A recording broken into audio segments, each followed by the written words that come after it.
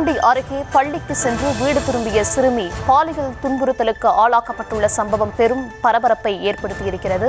இந்த நிலையில் அது தொடர்பான சிசிடிவி காட்சிகளையும் நாம் திரையில் பார்த்து வருகிறோம்.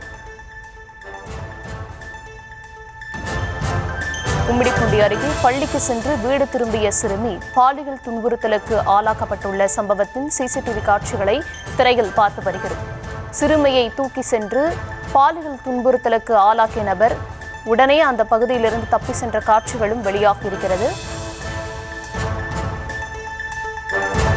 8 வயது சிறுமியை பின்தொடர்ந்து சென்ற நபர் திடீரென அத்துமீற முயன்ற அதிர்ச்சி காட்சிகளை நாம் பார்த்து வருகிறோம்.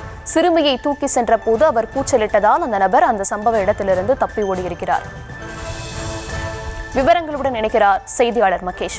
மகேஷ், அந்த நபர் தற்போது கைது செய்யப்பட்டு விட்டாரா? போலீசாரின் விசாரணை தற்போது எந்த அளவில் இருக்கிறது? விவரங்கள். வணக்கம் அர்ச்சனி. கும்மிடிப்பூண்டி காவல் உட்கோட்ட கட்டுப்பாட்டில் உள்ள ஆரம்பாக்கம் காவல் நிலைய எல்லைக்குட்பட்ட ஆரம்பாக்கம் காவல் நிலையத்தை ஒட்டியுள்ள ஒரு கிராம பகுதியைச் சேர்ந்த சுமார் 10 வயது மதிக்கத்தக்க சிறுமி ஒருவர் கடந்த சனிக்கிழமை அன்று ஆரம்பாக்கம் ரயில் நிலையம் வழியாக தனது பாட்டி வீட்டுக்கு சென்றபோது அவ்வழியாக சிறுமியை தொடர்ந்து வந்த சுமார் 25 வயது மதிக்கத்தக்க வாலிபர் அந்த சிறுமியை வாயை மூடி கடத்தி கொண்டு சென்று அருகாமையில் உள்ள மாந்தோட்டத்தில் வைத்து பாலியல் பலாத்காரம் செய்ததாக கூறப்படுகிறது.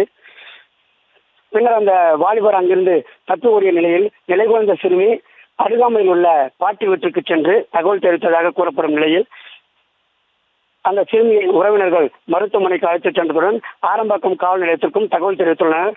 அதன் அடிப்படையில் சம்பவ இடத்திற்கு வந்த போலீசார் அங்கிருந்த சிசிடிவி கேமரா பதிவை கொண்டு கடந்த 5 நாட்களாக குற்றவாளியை தேடி வருகின்றனர்.